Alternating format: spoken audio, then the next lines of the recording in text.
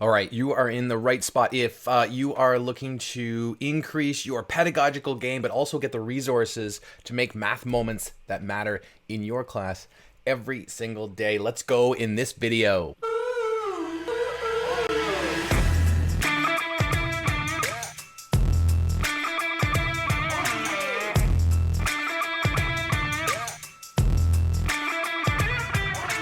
Hey Math Moment Makers, John here from Make Math Moments. Make sure you subscribe here on YouTube so that you can get notifications when we have new videos, which do come out every single week. All right, so in this video, we want to share some behind the scenes images, some behind the scenes of our Make Math Moments Academy, which is where we recommend teachers go to increase their pedagogical game for, creating math moments that matter. Basically, you're going to be teaching through problem-based lessons, and you want to fast track that. Kyle and I, spent 10 years learning what are the best moves we should make as teachers, and what resources we should be using, and what lessons should look like, so that we can, maximize engagement, but also fuel sense making in our students. And that's why we built the Making Math Moments That Matter Academy, is to give you courses on how to do that, but also the resources, the lessons that allow you to teach, so that kids are engaged, but also learning deeply the mathematics. So what we're going to do is we're going to jump right into the academy. So like after you register, this is what our dashboard looks like. So we're going to give you some behind the scenes, some sneak peeks into the academy. And if you're an academy member, you're going to kind of see and get the lay of the land again if you need a reminder of where things are or what courses you should be taking. So we're going to dive right into that here. So all right, so right behind me here is I have the dashboard. So when you log into the Make Math Moments Academy, you get your customized dashboard to you. And it follows, it keeps track of where you are on your courses and what resources that you have been working through. So, for example, we've got our 4 main areas of the academy right up front. Okay, so there's really 4 big ideas or big sections of the academy that you're going to be utilizing as a member. One is our courses for professional development, where you can gain access to certificates that you can turn in if you need to for professional development, PD, professional development credit hours. We've got our community area where all of our members are asking questions, getting help. We're responding, giving feedback into the lessons that they're wondering. We'll jump in there in a little bit. Our Q&A sessions, we have live monthly Q&A sessions, which also turn into learning sessions. Because sometimes we spend half the time answering questions, but the other half of the time showing new things, new ideas, new lessons that are coming out, new things that we've been doing in our classrooms. Okay, so we have monthly live sessions. All the recordings go here, and we'll show you those a little bit later. And finally, we've got our classroom tasks, which is our lessons and our units that we use and recommend using with your students. All right, now if I scroll down a little bit more here, we've got a roadmap here to help maximize your experience and basically minimize time. Is you might get in here and go, hey, I got these 4 big areas, but I'm not sure exactly, where should I start, or how do I get going?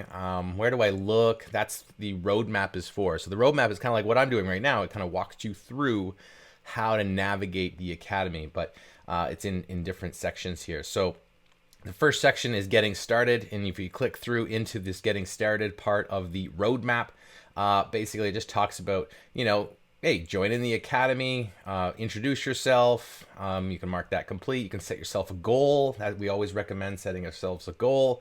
And then you can also ask questions in the water cooler area. Don't forget to update your portfolio. Just kind of settling in type things into the academy, into like an online community. Next is taking a course. Like, where do you look for courses? How do the courses operate? I'm going to do that here for you anyway. This one is about maybe where you should get started with which courses, and then over here we've got lessons on you can watch us in action. There's if I click in here, you can see that it links to some of our day-to-day action here. We have our 30 days in 30 minutes, which is I filmed 1 minute of every single day for 30 days in a row in my classroom, and you can follow along with what we did there.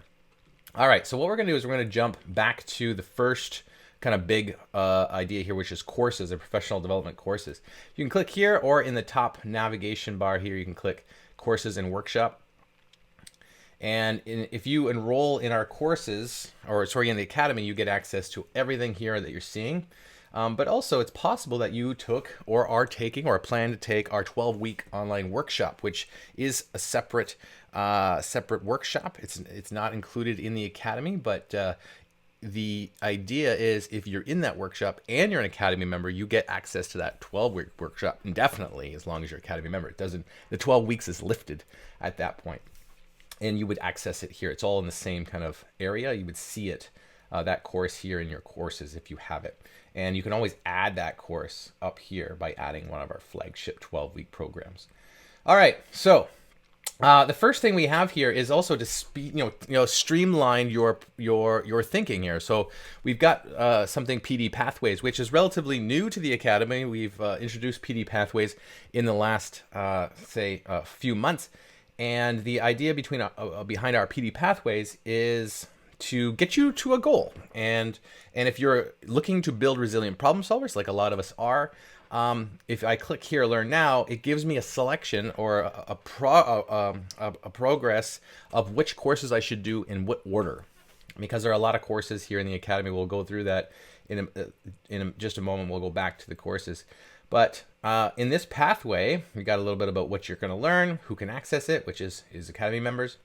And this is the first course. This says, hey, you should take this course first. Once you've completed that course, you're going to take this course, which is about transforming your textbook into a curiosity machine.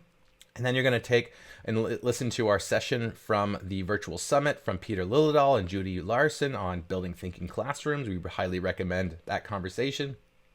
Then we're going to jump over into this episode about how do I engage students when the math is abstract. It's a very common question, I think, with a lot of teachers who are shifting into problem-based lessons is how do I teach with problem-based lessons when I have these abstract concepts. We talk a lot about that. We've recorded a conversation over there.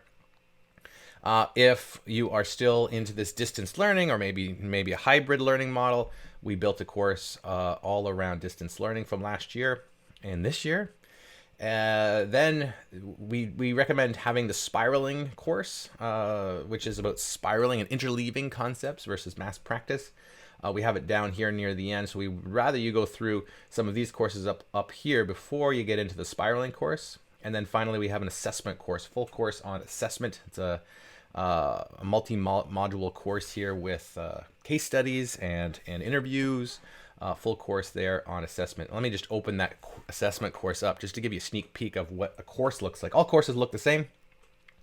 Once you're done, you've earned your certificate. You can download your certificate just like I have right here. And then every course has kind of like what the course is about, little video intro from us, what you're going to learn, the lengths, and then the content below. So if now module 1 of this course is open to anyone right now, we'll put a link in this description so that you can access that and see it. But if I open up the module here, if I click module 1, every course is organized that same way. So you've got your lessons inside your module. So if I jump over to say module 3 and I look at lesson 2, now it's crossed off on my screen because you can mark it complete and keep track of your order. Then you can see that in module 3, which is about standards-based grading and what video games can teach us about standards-based grading, our courses are all video-based with full closed captioned as well. And some of our courses, depending on which one, this one doesn't have full transcripts to download just yet, but the other courses do. This one is a course, a lesson that I talk about video games, standards-based grading, but we use some clips from our virtual summit from last year.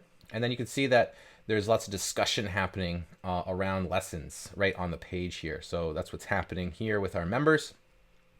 So that's what a lesson would look like in a course. And then when you've done a course, you mark it all complete. So you'll notice that this one is 5 modules, and then we have 2 extra modules here on case studies and chats with different teachers who are working through these same ideas. So that's what a course looks like. Let me head back to the courses page. And remember, that course was in a PD pathway. But if you didn't want to take a PD pathway, we have all the courses below. They're just organized right now, alphabetical.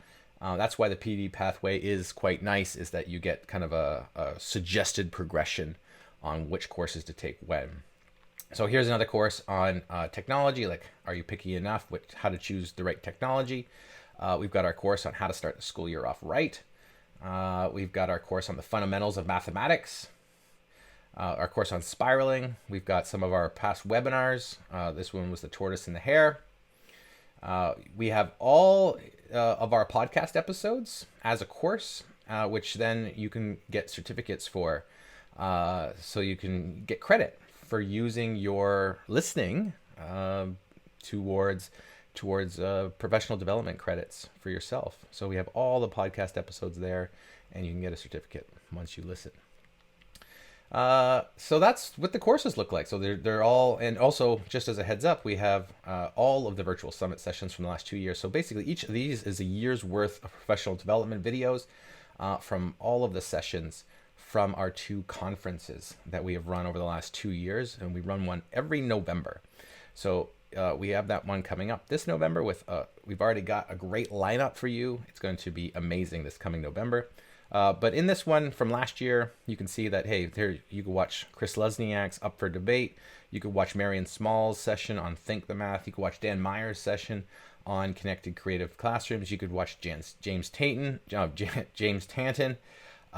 you could watch Christina Lincoln Moore's about mindfulness. You can see, you get the sense there. That's a full year's worth of professional development. You can earn credit as well because it's basically 30-something hours worth of video in just one virtual summit. 30 hours of professional development just in one summit there. So that's the courses. Okay, so there's another PD pathway here on equitable teaching practices. If you click that one, there's suggested courses and learning to go through to access all of that. I'm going to head back to our dashboard page here just to kind of walk you through the next piece, which is our discussion. So if I hit my discussion here, we come on over to the forum in the community area, which has discussions happening on lots of topics here. You can see that these teachers here are on the Assessment for Growth course, or this person is in the podcast course. This person is in the Building Resilient Problem Solvers course, all asking questions. You can see the timestamp on these as well. So this was posted 5 hours ago. So it's pretty active on a day-to-day basis, and your fellow teachers are asking questions. You can read the comments, read the responses. You don't even have to post. You can read through them and get a sense of what's happening, and you can learn a lot just from reading the comments in people's community. So I'm going to head back to the dashboard. We're going to go to the Q&A section of the Academy, and the Q&A is organized again by our live sessions. So our last live session was June 23rd. The last live session was July 20. I can't even remember. Just last week, I guess. And it's just not posted yet, the recording. But the nice thing about our Q&A sessions is we chop them up after in terms of which questions we answer. So if you look at May 26th and I open this one up, you can see that we answered how to lead a math talk. So if you just click that, you can watch just our response to that, which is really great for searching for things that you're looking for. So it's like, hey, don't go back and watch all of May 26th unless you really want to. Look at the titles to see if this is what you are after. Like, what's your pebble in your shoe right now? See if that's what's going to help you. Like, this says, what resources can I use to help understand math at the middle school and high school levels so I can teach it deeper? You could go that way if that's for you. If I click on March 10th and I read, what is the big idea when solving equations? Or what activities are great for Pi Day? How do I engage in lessons around income tax, sales tax, etc.? So every past Q&A session is organized that way by the question or by what you'll learn. And so you can navigate through them to go, hey, I'd like to learn more about that question. And then you can click through and you can watch and rewatch that session that we did with the members of the community. And then it's not the whole thing. It's just shortened versus shortened just for that one question. All right, so let's head back. That's what all of the Q&A sessions look like. Let's head back and then finally look at the tasks page here.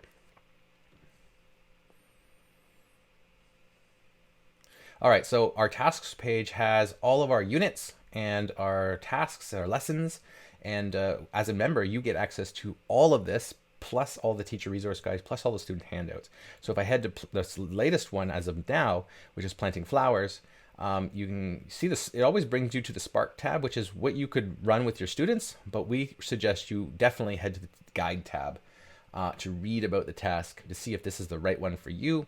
This one says it's ratios and rates, but if you click intentionality, you can read about what this is really after, and then you can read through each section of the instructions. Okay, so that's the difference. This is what's in the Spark tab, but here are the teacher instructions underneath. And this is like, how do you do this part? And how do you do the estimate? And how do you do the predictions? So that's the teacher resource guide. The teacher resource guide is not open for everyone on every task and every day. The day ones are open for everyone to get a sense of what's happening and what it looks like. But then you as an Academy member, or if you are going to become an Academy member, you get access to every teacher resource guide of every day, of every unit, and all the resources below there. So that's what's happening in our tasks page. Okay, and so notice this was day one of the 5-day unit. The nice thing here is you could favorite this task. Okay, so if I click favorite, and then since it's favorited, I could come back to this task in my favorites, and it should be waiting for me over there. There it is. I can favorite tasks, and I can favorite courses as well. And then it's in my favorites area. So I'm just going to head back to where we were. And that was that task page. So if you can navigate, every day is structured somewhat the same. Like if I go to day 2, it's not be this full kind of problem-based tasks. We've got a math talk and some purposeful practice questions for you to use with your students, oftentimes with a PDF download for you to print off and hand to your kids and your students. So that's the 4 main areas off the dashboard. I'm going to head back to that dashboard. And I'm going to scroll down just a little bit more. And underneath is, if you start a course and you're on a course, on your dashboard, just below the roadmap, you'll see, hey, pick up where you left off. And if you're in a discussion, you'll also be able to see any discussion. So this is completely customized to you. And then also it's the latest of what's happening in the community and what members are online, that kind of stuff. So that's what your dashboard looks like. And the only other thing I'm going to point out, because everything else is accessible up here, is the toolkit here, which gives you kind of like perks and also like things that we recommend. So for example, these are the class tools must-haves. These are the things that we have in our classrooms. You can look at those and get access to those. You can look at what are the tech tools we can recommend and why, what recommended reading we do. Here's some discount perks you get as a member. You get access and benefits to different websites or technology or membership sites. And then we have all of our guides ready for you to download so that you can, speed up some of the learning. All of the guides throughout the Academy are all there.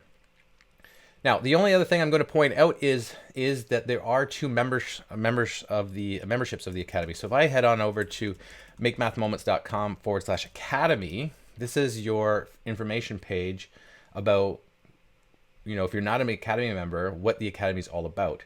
So you can read through our journey of why we started the Academy, what it's going to help you do.